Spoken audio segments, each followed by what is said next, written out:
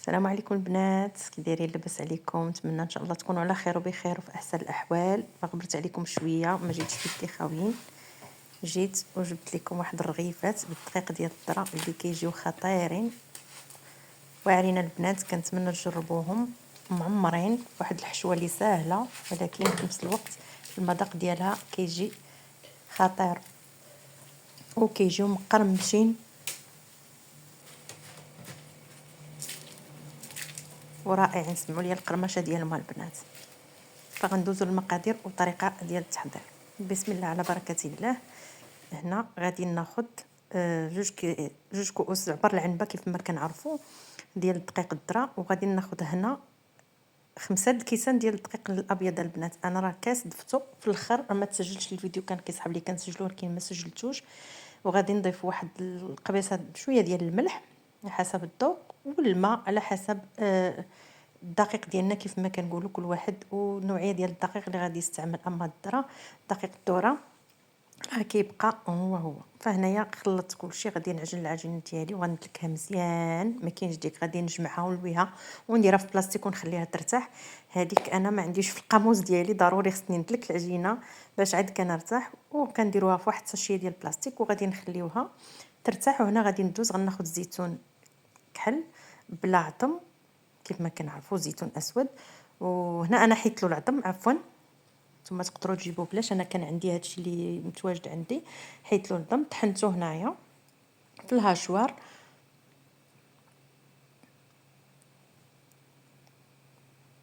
وغادي نضيف له هنايا كما كتشوفوا معايا نتوما، كيبقى لكم الاختيار في الجبن اللي كتبغيو. هنا انا ضفت له هذا الجبن هذا.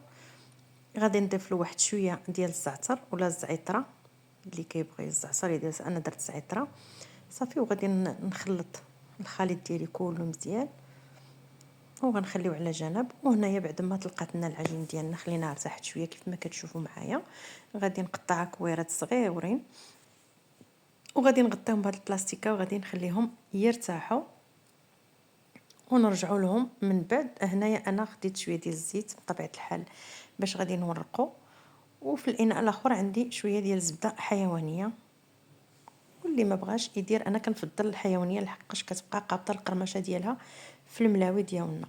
هنا انا غادي ندير معكم العاديين والملاوي معمرين، ملويات معمرين. هنايا بعد ما كنورقوا العجين ديالنا كنضيفوا لذاك الحشو.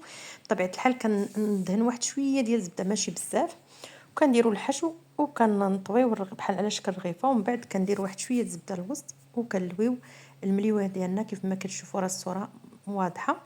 وكنخليهم هكا بعد ما كطلق شويه، وكنبدا حنا ما كنطويو نلويو وما كنزيروش يدينا باش الملاوي ديالنا يجونا مهويين ومحلولين صافي. وهنايا غادي نستمر بنفس الطريقه، كنعمروا هاد الرغيفات ديالنا بداك الحشو ديال الزيتون والجبن وكنحطوا. ودائما الاولى هي اللي كنلويو كتكون طلقات معنا شويه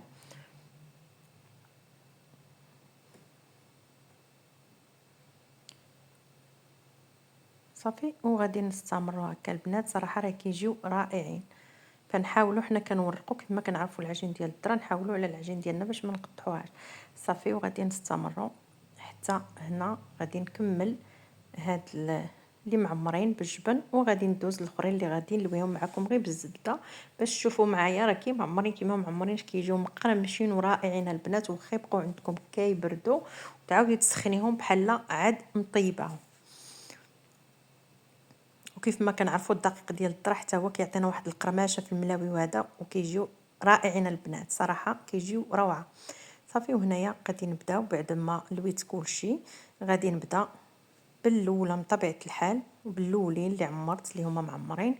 كرش المقله غير شويه بعد ما سخنت، واللي ما عندوش هاد المقله هذه الكهربائيه يقدر يدير غير العاديه حتى هي، ولكن نقصوا عليهم بوطه باش ما تخطفهمش لنا ويطيبوا لنا محمرين وزوينين صافي. وهنا كنبداو نطرقوا الملويات ديالنا وكنردوهم يطيبوا، حنا كنقلبوهم باش ياخذوا لنا اللون موحد ويجيونا محمرين وزوينين.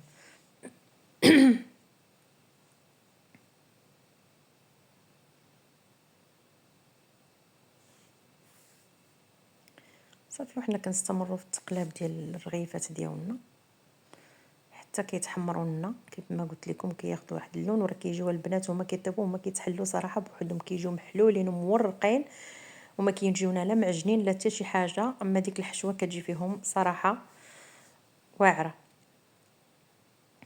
هانتو كيف ما كتشوفوا معايا كيتحلوا بوحدهم. وما كان نصافي انا منين كان ندير سميتو ما كنعاودش نرش الملاوي ولا المقله، ما كنعاودش كنرشها المره الاولى صافي ما كنعاودش نرشها، يعني كنطيبهم بدون ما نرش حتى شي حاجه في المقله مازال هكا باش ما يجيوناش ميدمين.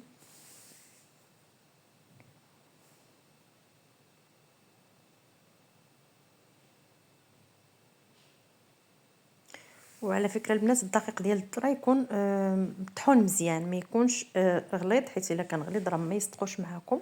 يكون دقيق مطحون مزيان باش تحصلوا على هذه النتيجه هذه. ولا تبعتوا المقادير غادي يجيوكم كيف ما شفتوهم معايا من طبيعه الحال.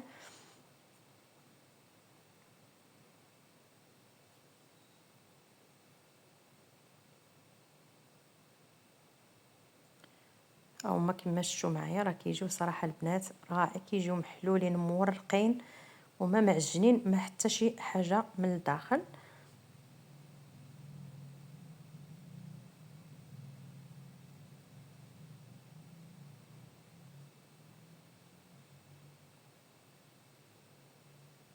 كنتمنى تجربوهم، واللي جرب الوصفه يرد عليا في واحد التعليق ويقول لي كيفاش جاوهم المليويات.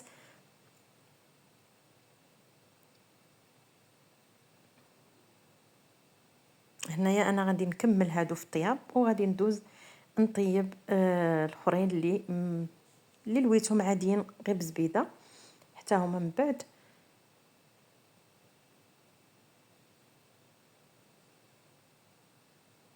صافي والبنات هذا هو الرغيفات ديالنا. فكنتمنى اللي كيشوف القناه ديالي اول مره يضغط على زر الاشتراك باش يوصلوا كل جديد.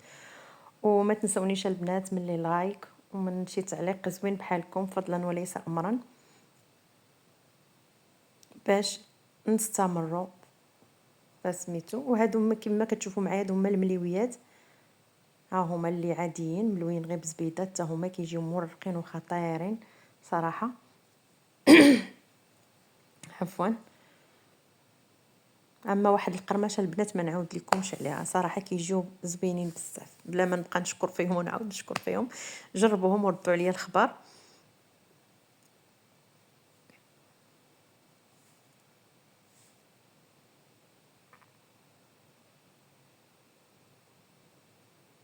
والمقله البنات على فكره الا كانت عندكم بحال هذه خصكم تخليوها في الاول حتى تسخن مزيان عاد كرميو فيها الرغيف ديالنا، يعني ما رميهمش فيها هما بارد، يعني هي بارده خصها لا المقله هذه ولا حتى الاخرى حتى هي تسخن. ولكن كما قلت الاخرى العاديه نقصوا عليها البوطه ونخليوهم يطيبوا لنا باش يتحمروا وياخذوا اللون موحد وما يتحرقوناش ويتخطفوا ما يجيوناش زوينين ويجيونا معجنين.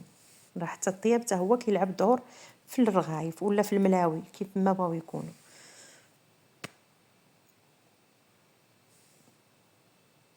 تي ونحاولوا نبقاو نقلبوا فيهم كما قلت لكم في اول فيديو باش يطيبوا لنا اللون موحد ويجيونا الرغيفات ديالنا الملويات مزيانين. هذا اللي هو الفيديو ديال اليوم، كنتمنى ينال الاعجاب ديالكم وما بقى لي الا نقول لكم خليتكم في راحه الله والسلام عليكم ورحمه الله وبركاته. ونتلاقاو في فيديو قادم بحول الله.